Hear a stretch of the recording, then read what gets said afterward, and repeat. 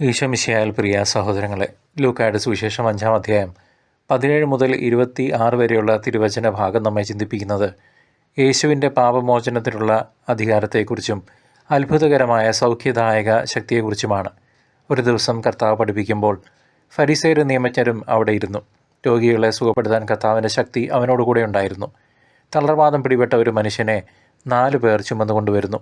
ജനക്കൂട്ടം കാരണം യേശുവിൻ്റെ അടുത്തേക്ക് എത്താൻ കഴിയാഞ്ഞപ്പോൾ അവർ വീടിൻ്റെ മച്ചിൽ കയറി ഓടിളക്കി കട്ടിലോടെ അവനെ യേശുവിൻ്റെ മുന്നിലിറക്കി.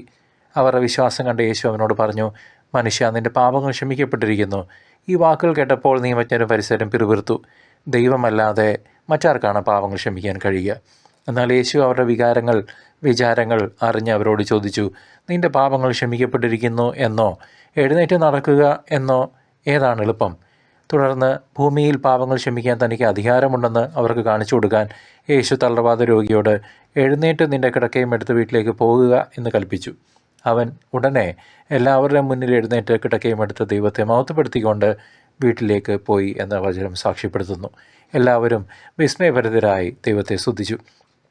സഹോദരങ്ങളെ, പാപബോധം നഷ്ടപ്പെട്ട നന്മ തിന്മകളെക്കുറിച്ചുള്ള വിവേചനം കുറഞ്ഞ ഇന്നത്തെ ലോകത്തിൽ ഈ സുവിശേഷ ഭാഗത്തിന് വലിയ പ്രസക്തിയുണ്ട്. ഭൗതികമായ സൗകര്യങ്ങൾക്കും സൗഖ്യത്തിന് പിന്നാലെ പായുന്ന നാം ആന്തരികമായ പാപത്തിൻ്റെ തളർവാദത്തെ പലപ്പോഴും അവഗണിക്കുന്നു. യേശു ആദ്യം നൽകിയത് പാപമോചനമാണ്, അതിനുശേഷമാണ് ശാരീരിക സൗഖ്യം നൽകിയത് എന്നുള്ളത് പ്രത്യേകം ശ്രദ്ധിക്കണം. ഇത് നമുക്ക് നൽകുന്ന സന്ദേശം വ്യക്തമാണ്.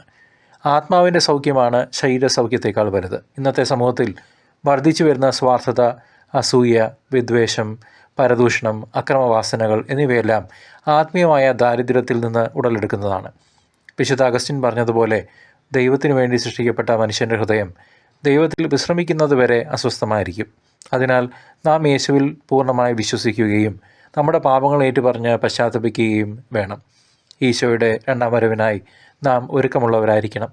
നമ്മുടെ പാപമാകുന്ന തളർവാദത്തിൽ നിന്നും സൗഖ്യം നേടി ദൈവത്തെ മഹത്വപ്പെടുത്തുന്ന ഒരു ജീവിതം നയിക്കാൻ ഈ സുവിശേഷ ഭാഗം നമ്മെ ഈ ദിവസം പ്രചോദിപ്പിക്കട്ടെ.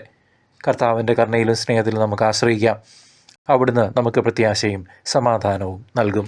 ദൈവം നിങ്ങളെ സമൃദ്ധമായി അനുഗ്രഹിക്കട്ടെ.